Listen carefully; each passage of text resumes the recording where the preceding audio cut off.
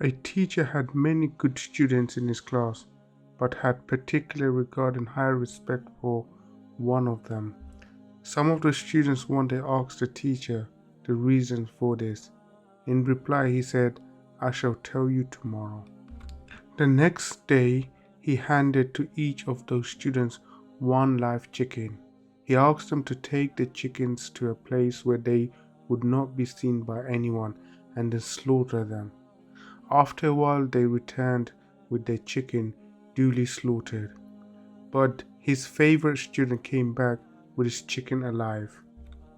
The teacher asked him why he had not slaughtered it. He replied, "You had asked me to go to a place where nobody would see me.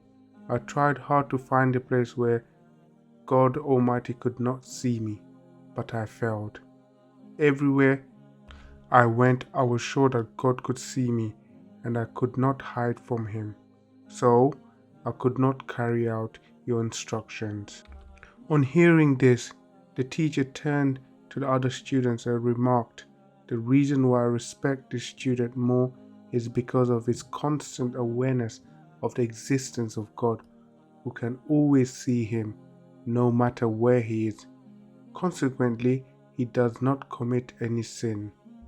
The sixth Imam, Jafar al-Siddiq, said to one of his friends, Ishaq bin Amr, "Fear God as if you are able to see him, because he sees you. And if you think that he is not able to see you, then you become a non-believer. And if you believe that he sees you and you commit a sin in his presence, then you consider him as the lowest of those seeing you."